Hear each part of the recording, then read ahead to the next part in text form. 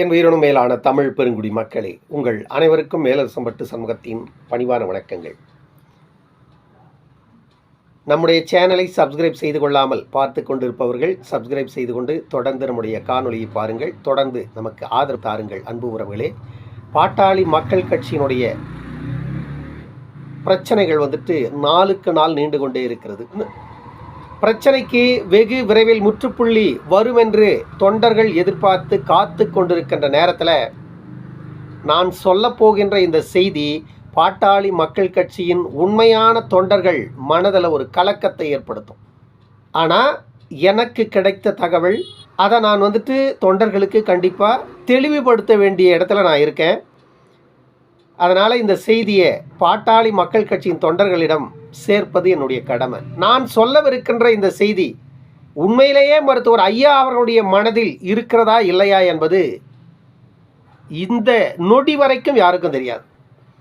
ஏன்னா மருத்துவர் ஐயா அவர்கள் அண்ணன் அன்புமணி ராமதாஸ் அவர்களை எந்த அளவிற்கு இந்த இயக்கத்திற்காக அவரை மெருகேற்றி பார்த்து பார்த்து பார்த்து செதுக்கினார் என்பது பாட்டாளி மக்கள் கட்சியின் உண்மையான தொண்டர்களுக்கு தெரியும். இன்றைக்கு சில பிரச்சனைகள் இயக்கத்தில் ஓடிக்கொண்டிருக்கிறது. மருத்துவர் ஐயா அவர்களுக்கும் அண்ணன் அன்புமணி ராமதாஸ் அவர்களுக்கும் சில நெருடர்கள் தொடர்ந்து கொண்டிருக்கிறது. அதை வைத்து தமிழ்நாட்டில் இருக்கின்ற ஊடகங்கள் நடத்தி கொண்டிருக்கின்ற நாடகங்கள், அரங்கேற்றி கொண்டிருக்கின்ற வேஷங்கள் எல்லாத்தையும் நம்ம பார்த்துட்டு இருக்கிறோம். எத்தனையோ பொய் செய்திகளை கொண்டு போய் மக்கள் கிட்ட பரப்பிட்டு இருக்காங்க. பாமகவை பற்றி தவறான செய்திகள், பாமகவினுடைய உண்மை முகத்தை, பாமக மக்களுக்கு செய்த உண்மைகளை, பாமக மக்களுக்கு ஆற்றிய தொண்டை எந்த ஊடகமும் இந்த அளவிற்கு கொண்டு போய் சேர்த்ததில்லை. நல்லா யோசிச்சு பாருங்க. அண்ணன் அன்புமணி ராமதாஸ் அவர்கள் 2016 மாற்ற முன்னேற்றம் அன்புமணி என்று முன்னெடுத்த அந்த செய்தியை ஒரு ஊடகமும் பேச மறுத்தது. ஆனால் அன்றைக்கு பாட்டாளி மக்கள் கட்சியின் சோசியல் மீடியா மூலமாக தமிழகம் முழுமைக்கும் கொண்டு சேர்த்தோம். ஆனால் இன்றைக்கு பாட்டாளி மக்கள் கட்சியில் நடக்கின்ற சிறு பிரச்சனையை ஊதி பெரிதாக்கி அண்ணன் அன்புமணி ராமதாஸ் அவர்களுக்கு எதிராக எந்த அளவிற்கு வன்மத்தை கக்க முடியுமோ அந்த அளவிற்கு தமிழ்நாட்டில் இருக்கின்ற ஊடகங்கள் கக்கி கொண்டிருக்கிறது. அப்படி என்னத்தை தான் அண்ணன் அன்புமணி மேலே குற்றச்சாட்டை இந்த ஊடகங்கள் வைக்கிறது அப்படின்றது ஒரு பக்கம் இருக்கட்டும். ஏன்னா திமுக காரன் அதிமுக காரன் செய்யாத குற்றம் இல்லை தமிழ்நாட்டில், எவனுமே பேசுறதுக்கு முன் வரல. ஆனால் பாட்டாளி மக்கள் கட்சியின் தலைவர் தமிழ்நாட்டுக்கு மட்டுமல்ல இந்திய அளவில் மிகப்பெரிய சாதனைகளை செய்த மனிதர். அவரை பற்றி, அவர் செய்த சாதனைகளை பற்றி கொண்டு போய் மக்கள் முன்னாடி பேசுறதுக்கு தமிழ்நாட்டில் இருக்கிற ஊடகங்களுக்கு துப்பில்லை. நேற்று ஒரு ஊடகத்தில் ஒரு செய்தி வெளியாகி இருக்கு. அந்த செய்தி உண்மையிலேயே மருத்துவர் ஐயா இப்படி ஒரு முடிவை எடுத்திருக்கிறாரா என்பது இதுவரைக்கும் யாருக்கும் தெரியாது. அவருடைய உள் மனதுக்கு மட்டுமே தெரியும். வருகின்ற 8ஆம் தேதி பாட்டாளி மக்கள் கட்சியினுடைய பொதுக்குழுவை மருத்துவர் ஐயா அவர்கள் கூட்டுகிறாராம். அந்த பொதுக்குழுவில் அண்ணன் அன்புமணி ராமதாஸ் அவர்களை கட்சியிலிருந்து நீக்குவதற்கான அதிகாரப்பூர்வ அறிவிப்பை அறிவிக்க இருப்பதாக அந்த தகவல் சொல்லுது. மின்னம்பலம் அப்படின்ற ஒரு ரெட் லைட்டு மீடியான்னு வச்சிங்களேன். மின்னம்பலம் அப்படிங்கிற ஒரு ரெட் லைட் மீடியான்னு வச்சிங்க. சோசியல் மீடியாவில் கொஞ்சம் பரபரப்பாக இயங்கிட்டு இருக்கிற மீடியாக்களில் அதுவும் ஒன்று மின்னம்பலம். அந்த மின்னம்பலத்தில் தான் இப்படி ஒரு செய்தியை பதிவிட்டிருக்காங்க. உண்மையிலேயே இது உண்மையான செய்தி அப்படின்னா நான் சொல்கிற 100 விழுக்காடு இது பொய் செய்தி. 100 விழுக்காடு இது பொய் செய்தி. ஏற்கனவே ஒரு மாதத்திற்கு முன்பு மருத்துவர் ஐயா அவர்களிடம் ஒரு செய்தியாளர் ஒரு கேள்வி கேட்டார். அன்புமணி ராமதாஸ் அவர்களை நீங்கள் கட்சியை விட்டு நீக்க இருப்பதாக சொல்கிறாங்க, உண்மையான? மருத்துவர் ஐயா என்ன சொன்னார் அந்த செய்தியாளர்கிட்ட? எவ்வளவு பேர் பார்த்தீங்கன்னு தெரியாது. முட்டாள் செய்வானா இந்த வேலையை, முட்டாள் செய்வானா இந்த வேலையை அப்படின்னு கேட்டார். செய்தியாளர்கிட்ட முட்டாள் செய்வானா இந்த வேலையை அப்படின்னு கேட்டார். பாட்டாளி மக்கள் கட்சியினுடைய வளர்ச்சியை பிடிக்காதவர்கள், பாட்டாளி மக்கள் கட்சியினுடைய வளர்ச்சியை பிடிக்காதவர்கள், பாட்டாளி மக்கள் கட்சிக்கு எதிராக செயல்படுகின்றவர்கள், பாட்டாளி மக்கள் கட்சியை முற்றிலும் தமிழகத்திலிருந்து அகற்ற வேண்டும் என்று எண்ணுகிறவர்கள், பாட்டாளி மக்கள் கட்சியை எதிர்கொள்ள முடியாதவர்கள், பாட்டாளி மக்கள் கட்சியை எதிர்த்து அரசியல் களமாட வக்கற்ற துப்பற்றவர்கள் பாமக மேலே இவ்வளவு வன்மத்தை கைக்கிட்டு இருக்கானுங்க. மருத்துவர் அன்புமணி ராமதாஸ் இல்லாமல் பாமக இல்லை. மருத்துவர் ஐயா இல்லாமல், மருத்துவர் அண்ணன் அன்புமணி ராமதாஸ் இல்லாமல் பாமக இல்லை. இரவு பகல் என்று பாராமல், காற்று புயல் மழை என்று பாராமல், கல் முள் காடு மலை என்று பாராமல் நடந்தவர் மருத்துவர் ஐயா. அந்த இயக்கத்தை வளர்ப்பதற்காக இன்றைக்கு வரைக்கும் அந்த இயக்கத்தின் தொண்டர்கள், அதனால தான் அந்த இயக்கத்தின் உயிர் நாடியாக இருக்கிறார்கள். பாட்டாளி மக்கள் கட்சியின் முன்னோடிகளிடம், பல பேரிடம் நான் பேசிட்டு இருக்கேன் தொடர்ந்து. பாட்டாளி மக்கள் கட்சியினுடைய முன்னோடிகள் என்றால் 40 ஆண்டுகளுக்கு முந்தையவர்கள். வன்னியர் சங்கம் தொடங்கிய காலத்திலிருந்து இன்று வரையில் அந்த இயக்கத்தின் உயிர் நாடியாக இருக்கின்ற லட்சக்கணக்கான பாட்டாளிகளின் உயிர் நாடிதான் இந்த இயக்கம். அந்த இயக்கத்தின் முன்னோடிகள் பல பேர் தொடர்ந்து என்னிடம் பேசிக் கொண்டிருக்கிறார்கள். அவர்களுடைய ஒரே ஒரு குரல் என்ன தெரியுங்களா? இந்த இயக்கத்தை இத்தனை ஆண்டு காலமாக தேன்கூடு போல மருத்துவர் ஐயா அவர்கள் காத்து வந்தார். இந்த இயக்கத்தை இனி அதிலிருந்து ஒருபடி மேலே கொண்டு செல்ல வேண்டிய கடமை தொண்டர்களுக்கு இருக்கிறது. அதற்கு மிக முக்கியம் ஒரு அற்புதமான தலைமை. அது நமக்கு கிடைத்து விட்டது அண்ணன் அன்புமணி ராமதாஸ். அப்படி கிடைக்க பெற்ற ஒரு தலைமையை நமக்கு கொடுத்தது மருத்துவர் ஐயா. மருத்துவர் ஐயா கொடுத்த அந்த தலைமை தமிழ்நாட்டில் மட்டுமல்ல, இந்திய அளவில் எந்த ஒரு இயக்கத்திற்கும் கிடைக்காத ஒரு அற்புதமான தலைமை பாட்டாளி மக்கள் கட்சிக்கு தமிழ்நாட்டில் கிடைச்சது. இது தமிழ்நாட்டில் இருக்கின்ற திராவிட கட்சிகளுக்கு தான் முதலில் அதிர்ச்சியை ஏற்படுத்தியது. அண்ணன் அன்புமணி ராமதாஸ் அவர்கள் கட்சியின் தலைமை பொறுப்பை ஏற்றுக்கொண்ட பிறகு அவருடைய செயல்பாடுகள், அவருடைய பணிகள் எந்த அளவிற்கு மக்களுக்காக களத்தில் இருக்கிறது என்பது எல்லாருக்கும் தெரியும். தமிழ்நாட்டில் இருக்கிற அதிமுக திமுககாரன், பிஜேபி காங்கிரஸ்காரன், தமிழ்நாட்டில் இருக்கின்ற இதர கட்சிகள் எல்லாருக்கும் தெரியும் பாமகவின் தலைவர் அன்புமணி ராமதாஸ் அவருடைய செயல்பாடு. இதை எப்படி மடைமாற்றம் செய்வது, இதை எப்படி உடைப்பது என 2026 தேர்தல் வருது. அதில் மிக முக்கியமான பங்கை ஆற்றுவது பாட்டாளி மக்கள் கட்சி. இதுவரையில் பாட்டாளி மக்கள் கட்சி எந்த இயக்கத்துடனும் கூட்டணியில் இல்லை. 2024 பிஜேபி கூட்டணியில் தமிழ்நாட்டில் தேர்தலை சந்தித்தது. அதே போல 2026 இந்த இயக்கத்தோடு அணி சேர்ந்து தேர்தலை சந்திக்க போகிறார்கள், அல்லது பாட்டாளி மக்கள் கட்சி தனியாக நின்று தேர்தலை சந்திக்குமா, இதுவரையில் இன்னும் உறுதி செய்யப்படவில்லை. இப்போ பிரச்சனை எங்கே அப்படின்னா, பாட்டாளி மக்கள் கட்சி அதிமுக கூட்டணியில் சேர்ந்து விடக்கூடாது என்பது திமுகவினுடைய ஒற்றை இலக்கு. பாட்டாளி மக்கள் கட்சி அதிமுக கூட்டணியில் சேர்ந்தால், இப்பொழுது பிஜேபி அதிமுகவுடன் ஏற்கனவே கூட்டணியில் இணைந்து விட்டார்கள். ஒருவேளை பாட்டாளி மக்கள் கட்சியும் அதிமுக கூட்டணியில் இணைந்தால் 2024 பாராளுமன்ற தேர்தலில் அவர்கள் பெற்ற வாக்கே ஒன்றிணைந்தால் திமுகவினுடைய கூட்டணி வாஷ் அவுட். 2024 பாராளுமன்றத்தில் திமுக பெற்ற வாக்கு 39 விழுக்காடு. அதே போன்று பிஜேபி பாமக கூட்டணி பெற்ற வாக்கு 19 விழுக்காடு. எடப்பாடி பழனிசாமியினுடைய தலைமையில் அதிமுக பெற்ற வாக்கு 21 விழுக்காடு. 21ம் 19ஐயும் சேர்த்தால் 40 விழுக்காடு.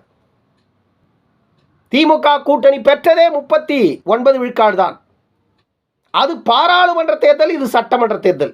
இப்பொழுது திமுகவுக்கு இருக்கின்ற எதிர்ப்புகள் எந்த அளவுக்கு இருக்குது தமிழ்நாட்டில்னு எல்லாருக்கும் தெரியும். ஏன்னா திமுகவினுடைய ஆட்சியின் அவல நிலைகளை மக்கள் நாள் தவறாமல் பார்த்துட்டு இருக்காங்க. திமுகவினுடைய ஆட்சியில் நடந்து கொண்டிருக்கின்ற இந்த கொலை கொள்ளை குற்றங்கள் எவ்வளவு என்பது எல்லாருக்கும் தெரியும்.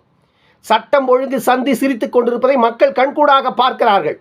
ஒரு சாமானிய குடிமகனுக்கு இந்த மாநிலத்தில் வாழ உரிமை இல்லை. மாநிலத்தின் குடிமகனை இந்த அரசே அடித்துக் கொள்ளுகிறது. முதலமைச்சர் கையில் இருக்கின்ற காவல்துறையே மாநிலத்தின் குடிமகனை அடித்துக் கொள்ளுது. அந்த அளவுக்கு தமிழ்நாட்டில் ஆட்சியின் லட்சணம் இருக்கிறது. இப்படிப்பட்ட ஆட்சியை மீண்டும் மக்கள் விரும்புவார்களா? இதற்காகத்தான் திமுக எப்படியாவது பாமகவை ஒன்று உடைக்க வேண்டும். இல்லை என்றால் பாமகவை அதிமுக கூட்டணியில் சேராமல் சிதைக்க வேண்டும். இரண்டில் ஒன்று நடந்தால் திமுகவிற்கு பிளஸ். ஒருவேளை பாமக அதிமுக கூட்டணியில் இணைந்து விட்டால் திமுக முடிஞ்சது கதை. அதிமுக கூட்டணி பெருவாரியான வெற்றியை பெற்றுவிடும். அதே வேளையில் அண்ணன் அன்புமணி ராமதாஸ் அவர்களுடைய 2026 கணக்கு வேறு. யாருக்கும் அது இதுவரைக்கும் தெரியாது. நான் இந்த காணொளி மூலமாக அதை உங்களுக்கு சொல்றேன். அடுத்து வருகின்ற 25ஆம் தேதி பாட்டாளி மக்கள் கட்சியினுடைய தலைவர் அண்ணன் அன்புமணி ராமதாஸ் அவர்கள் 100 நாட்கள் நடைபயணத்தை அறிவித்திருக்கிறார். இந்த 100 நாட்கள் நடைபயணத்தில் பாட்டாளி மக்கள் கட்சியினுடைய எழுச்சி வேறு விதமாக இருக்கும்.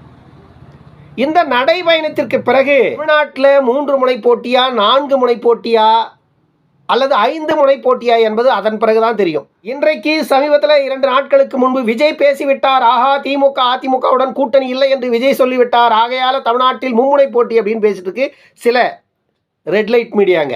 விஜய் திமுகவுடன் கூட்டணி இல்லை என்று சொன்ன உடனே மும்முனை போட்டி ஆயிடுச்சு. அதிமுக திமுக விட்டா விஜய், இவங்களை விஜயை தவிர தமிழ்நாட்டில் அரசியல் கட்சியே கிடையாது. தமிழ்நாட்டில் நாம் தமிழர் கட்சி என்ற ஒரு அரசியல் இயக்கம் இருப்பது இந்த ஊடகத்தில் பணியாற்ற இந்த ரெட் லைட் மீடியாவில் வேலை செய்கிற யாருக்குமே தெரியாது. எப்படிடா அவங்களால இப்படியெல்லாம் எழுத முடியுது, எப்படிடா அவங்களால இப்படியெல்லாம் பேச முடியுது? கோவம் வந்தால் நம்ம எதனா பேசணும்னாக்கா அதெல்லாம் ஒரு ஊடகவியலாளர் தானே, நீ இப்படி பேசலாமா அப்படின்ற கேள்வியை வைக்கிறீங்க. வெக்கம் இல்லாத பேசுகிறீங்களாடா.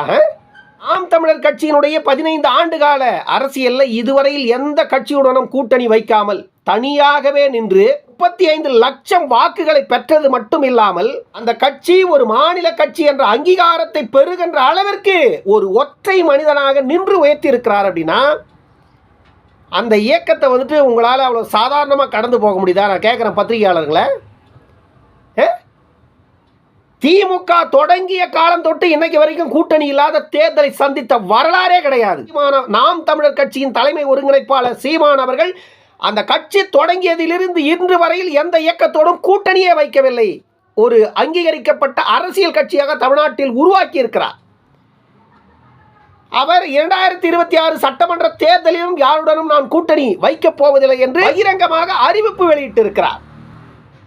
அப்படி என்றால் இப்பொழுது தமிழ்நாட்டில் மும்முனை போட்டி தான். திமுக அதிமுக இரு பக்கம்னா நாம் தமிழர் கட்சி ஒரு பக்கம். மும்முனை போட்டி ஆயிடுச்சுல்ல.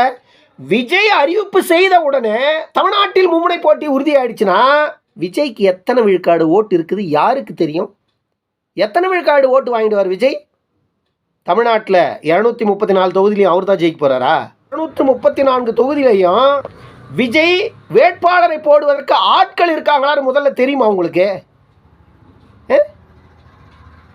சினிமாக்காரனா பிச்சை வாங்கி திங்கிறதுக்கு நாயை விட கேவலமாக அலையிறீங்க இந்த ஊடகத்தை நடத்துகிறவனுங்க, பத்திரிகைக்காரனுங்க தான் நான் காரி துப்புறேன். வேறு ஒன்றுமே இல்லை. வேறு எதுக்கு நீங்கள் இந்த மாதிரி தூக்கி வச்சு கொண்டாடுறீங்க? பிச்சையை எச்சையாக போட்டாலும் திங்கிறதுக்கு நீங்கள் தயாராக இருக்கீங்கன்னு தான் அர்த்தம். இன்று இருக்கின்ற சூழ்நிலையில் ஒரு பக்கம் திமுக அதிமுக, இன்னொரு பக்கம் விஜய் சீமான் 4 முனை போட்டி ஆயிடுச்சு. பாமகவும் அதிமுக திமுகவை புறக்கணித்து ஒருவேளை பாமகவின் தலைமையிலும் கூட்டணி அமைய வாய்ப்பு இருக்கிறது. இல்லை என்றால் அவர்களோடு பாட்டாளி மக்கள் கட்சி கூட்டணி அமைத்து போட்டியிடுவதற்கான வாய்ப்புகளும் இருப்பதாக கூறப்படுகிறது. இதில் சில மாற்றங்கள் நிகழ வாய்ப்பு இருக்கிறது. அப்படி ஒன்று நடந்தால் தமிழ்நாட்டில் திமுக அதிமுகவை அதிகாரத்திலிருந்து அகற்ற வாய்ப்பு இருக்கிறது. 2026 சட்டமன்றத்தில் எந்த காரணத்திலும் திமுக ஆட்சிக்கு வரக்கூடாது.